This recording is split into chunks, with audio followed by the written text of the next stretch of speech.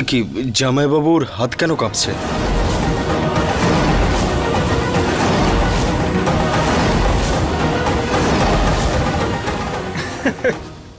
I think আমার দাদা nervous. আর হবে না কেন, এতদিন তো বস রাউন্ড করে বেড়াতো, এখন বাড়িতে বিগ বস চলে এসছে, এবার বাড়িতে সেটাই হবে যেটা বিগ বস চাইবে। আরে ভাই ভালো করে দেখ, শুধু হাত না পাও কাঁপছে।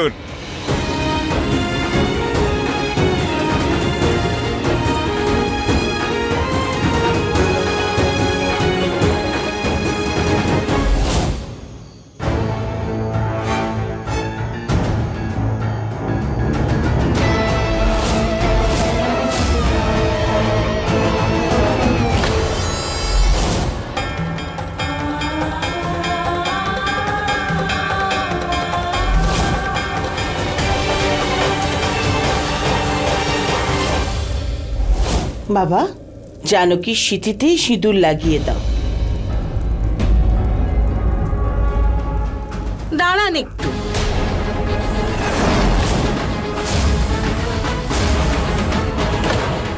সিঁদুরের রং তো লাল হয়, কিন্তু এতে তো কোনো রঙই নেই।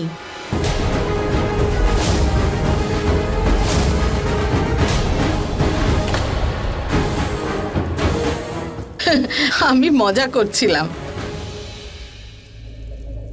করুন করুন, সব নিয়ম শুরু করুন।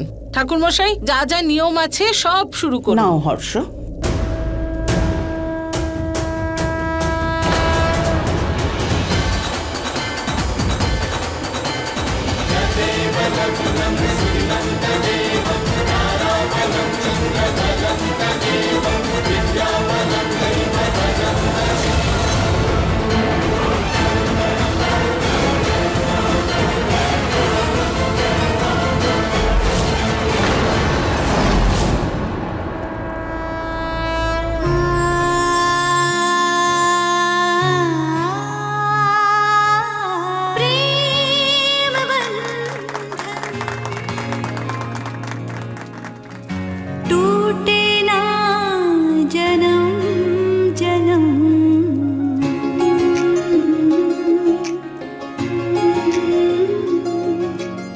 বাবা, লোকে বলে সিঁদুর যদি বেশি পড়ে খুব ভালো হয়,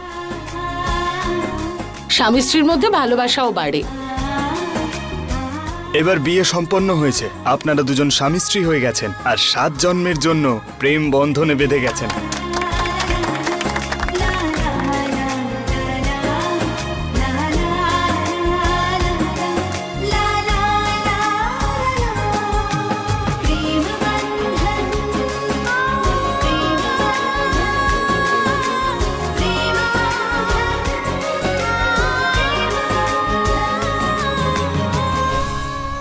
এত তাড়াতাড়ি যাচ্ছ কেন? আর একটা রাত থাকতাম, এসি ঘর। মানুষজন মেয়ের বাড়ির জল পর্যন্ত খায় না, আর তুমি এখানে থাকবার কথা বলছো।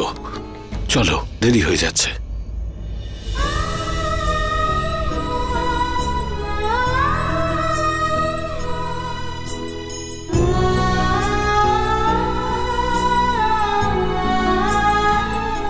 শ্বশুর বাড়ির লোকের খেয়াল রাখিস, যদি ওদের খেয়াল না রাখিস তাহলে কি বলবে? মা তো কিছু শেখাইনি।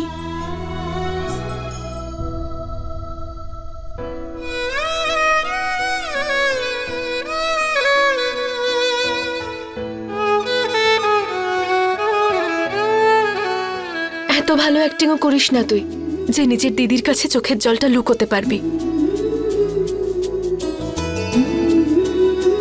নিজের খেয়াল রাখিস, আর তার সাথে বাবা মায়েরও। হ্যাঁ, তুইও নিজের খেয়াল রাখিস দি, খুব মিস করবো তোকে আমি।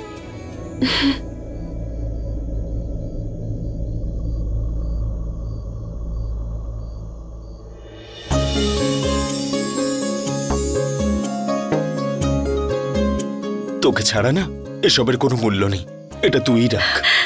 আর দি, আজ পর্যন্ত না শুধু তোর কাছে আমি চেয়েই গেছি, আজ আমি তোকে কিছু দিতে চাই। একটা কথা, একজন কর্তব্যবান ভাই হওয়ার দায়িত্ব পালন করব, মা বাবা সবার খেয়াল রাখবো আমি। আর দি, তুই যে প্রমিসটা করেছিলি মনে আছে তো? যদি দি কোনো কিছুর প্রয়োজন পড়ে একবার আমার কথা মনে করিস। করবি তো?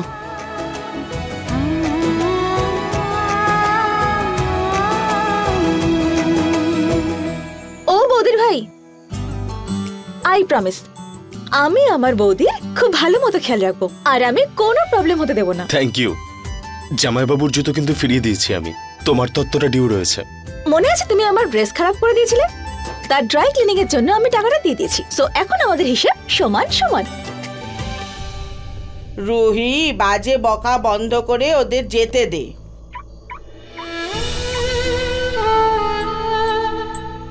খেয়াল রাখিস নিজের আর তোর এই নতুন পরিবারের। তুমি নিজের খেয়াল রেখো বাবা, তোমাকে নিয়ে খুব চিন্তায় থাকবো আমি। আর আজকের পর থেকে আমার জন্য তোমাকে আর কষ্ট পেতে হবে না। না রে মা, তোর মতন মেয়ে নিজের পরিবারকে কোনো কষ্ট দেয় না রে মা, বরং তাদের কষ্টটা দূর করে দেয়। তোর উপর আমার খুব গর্ব রে, যেমন তুই আমাদের বাড়িটাকে সামলাতিস ঠিক সেইভাবে এবার এই নতুন বাড়িটাকে সামলাবি। তোর এই নতুন জীবনের জন্য অনেক শুভেচ্ছা আর আশীর্বাদ।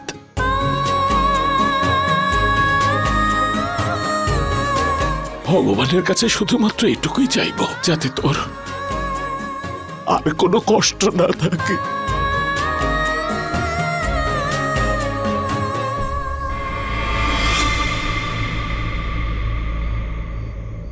দেখুন, ভরসা রাখুন আমাদের উপর। আপনার মেয়ের কোনো কষ্ট হতে আমরা দেব না। আমরা মাথায় করে রাখবো ওকে। আমি আপনাদের কথা দিলাম।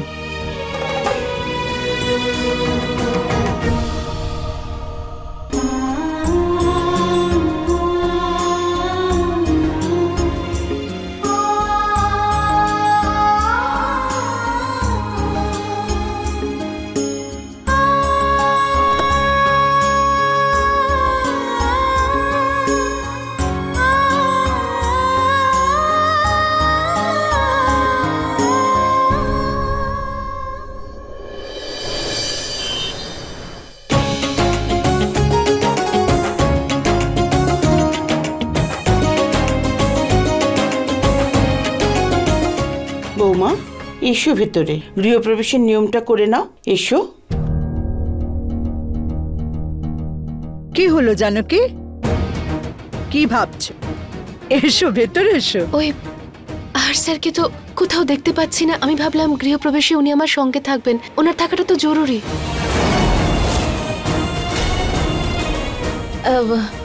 হ্যাঁ জরুরি তো বটেই, কিন্তু আসলে কি বলতো, বিয়েটা এই বাড়িতেই হয়েছে, তাই এই গৃহপ্রবেশে দাদার আসার কোনো প্রয়োজন নেই। আর আর এমনিতেও এখানে আমাদের বাড়িতে এই সমস্ত রীতিনীতি মেয়েরাই করে, ছেলেদের কোনো প্রয়োজন নেই। হ্যাঁ এসো না। এসো এসো এসো মা।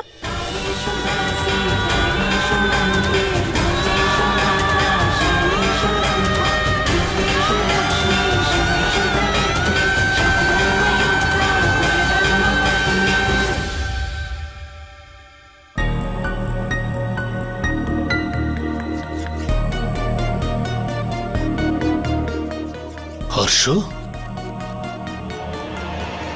বাবা,